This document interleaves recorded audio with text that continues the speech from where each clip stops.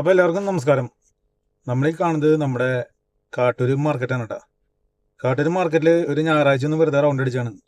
അപ്പോൾ അവിടെ ചെന്നപ്പോൾ എല്ലാ കടകളും പൂട്ടിയിട്ടിരിക്കുകയായിരുന്നു. ഒട്ടുമിക്ക കടകളും അടവന്നെയായിരുന്നു. അപ്പോൾ ഒരു തിരക്കില്ലാത്ത ആ ഒരു വഴി നമുക്ക് ഒരു സന്തോഷം തോന്നി കണ്ടപ്പോൾ വീഡിയോ എടുക്കാൻ തോന്നി. അങ്ങനെ വീഡിയോ എടുത്താണ് കേട്ടോ.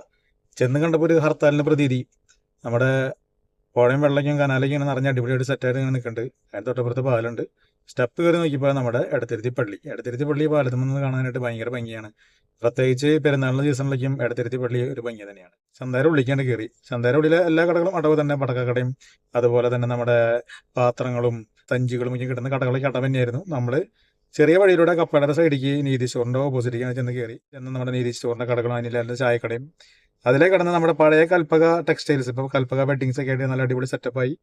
അതിലെ കടന്ന് നമ്മുടെ സഹദ് വഴി നമ്മുടെ മുനപ്പിലെ റോയൽ ബേക്കറി ആ വഴിയൊക്കെയാണ്ട് കടന്ന് നമ്മുടെ ഓട്ടോ സ്റ്റാൻഡിൻ്റെ സൈഡിൽ കൂടെ ഇങ്ങനെ പോയി ചെന്നപ്പോൾ ഒരു മനുഷ്യകുഞ്ഞ് ആ ഭാഗത്തില്ല. 3-4 ചേട്ടന്മാർ മാത്രം അവിടെ ഇരിക്കുന്നുണ്ടായിരുന്നു.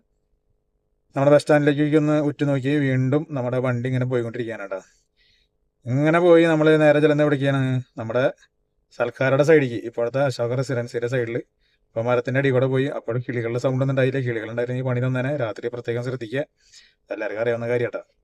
അങ്ങനെ നമ്മൾ നേരം ഹോട്ടലിൻ്റെ സൈഡിൽ കൂടെ കടന്ന് പുതിയ ബിൽഡിങ്ങിൻ്റെ സൈഡിൽ കൂടെ കടന്ന് പുതിയ നമ്മുടെ സൗത്ത് ഇന്ത്യൻ ബാങ്കൊക്കെ ഇരുന്നിരിക്കുന്ന ബിൽഡിങ്ങിൻ്റെ സൈഡിലൂടെ ഇങ്ങനെ കടന്ന് റൈറ്റ് വരെ അവിടെ എത്തിയപ്പോൾ ബസ് സ്റ്റോപ്പിന് അടുത്തിയപ്പോൾ നമുക്ക് ബോബിന് മുകളിൽ ഒരു ചായ കുടിക്കാൻ തോന്നി. ചായ കുടിക്കാൻ കയറിയിട്ടില്ല, വരുമ്പോൾ കടിക്കാം. പെട്രോൾ പമ്പ് വഴി പുതിയ മറിയം ബിൽഡിംഗ് വഴിക്ക് വേണ്ടി കടന്ന് നേരെ പോകുന്ന എവിടേക്കാണ്? നമ്മുടെ ബോംബെ സെൻറ് മേരീസ് സ്കൂളിൻ്റെ മുന്നിലോട്ട് ചെന്നു. അവിടെ ചെന്നപ്പോൾ മാതാവിൻ്റെ ഗ്രോട്ടേക്കും കണ്ടു. നമ്മുടെ പഴയ കാല ഓർമ്മകളായി ഉറക്കുന്ന നമ്മുടെ സ്കൂൾ ജീവിതം ഇവിടെയായിരുന്നു. സ്കൂളിൽ കണ്ടപ്പോൾ നമുക്കൊരു സന്തോഷം തോന്നി. നമ്മുടെ 10ാം ക്ലാസ് 9ാം ക്ലാസ്സൊക്കെ നേരിട്ട് തന്നെ കണ്ടു. 8ാം ക്ലാസ്സും കണ്ടു.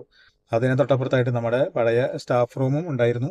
സ്റ്റാഫ് റൂമിന് തൊട്ടപ്പുറത്തായിട്ട് നമ്മൾ ഒരിക്കലും മറക്കാത്ത നമ്മുടെ മേരേച്ചിയുടെ അടുക്കള, കഞ്ഞിപ്പയറും ചോറും, അതൊക്കെ ഒരു പഴയകാല ഓർമ്മകൾ, സ്മരണകൾ. അടിപൊളി. അത് കഴിഞ്ഞ് നമ്മൾ നേരെ കണ്ടത് ഞാനിവിടെ ഈ ഒരു സെക്ഷനിലാണ് 1 മുതൽ 4ാം ക്ലാസ് വരെ പഠിച്ചത്. ഈ ഒരു സെക്ഷനിൽ. പിന്നെ അപ്പുറത്താണ് വലിയ ക്ലാസ്സുകളൊക്കെ ഉണ്ടായിരുന്നത്. എല്ലാവർക്കും അറിയാം. പിന്നെ മഹിളാ സമാജം വഴി നമ്മുടെ യൂണിയൻ ഓഫീസ് വഴി നേരെ പൊഞ്ഞന റൂട്ടിലേക്ക് കിടക്കണം. പൊഞ്ഞന അമ്പലമാണ് നമ്മുടെ ലക്ഷ്യം ഉണ്ടാകുക. അപ്പോൾ പൂമടിക്ക് നമ്മൾ കോസ്മോ ഏജൻസി കണ്ടു. നമ്മുടെ പാടം, അതുപോലെ തന്നെ ഈ ഒരു ഏരിയയ്ക്ക് പഴയ പോലെ തന്നെ നല്ല ഭംഗിയായിട്ട് ഇപ്പോഴും കിടക്കുന്നുണ്ട്.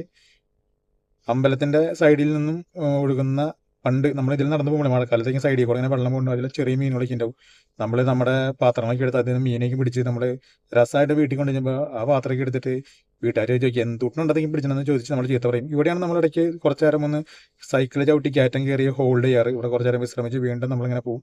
അമ്പലത്തിൻ്റെ ഭംഗി എന്ന് പറഞ്ഞാൽ ഗ്രൗണ്ട് ഒരു പ്രത്യേക ഭംഗിയാണ്. പിന്നെ ഒരു വലിയൊരു മാവ് ഇപ്പോഴും അവിടെ ഉണ്ട്. ആ മാവിൻ്റെ അടിയിൽ എന്നും തണുത്ത വെള്ളം കിട്ടും. അപ്പോൾ വീഡിയോ കഴിഞ്ഞു. അടുത്ത വീഡിയോയിൽ വീണ്ടും. Thank you, by.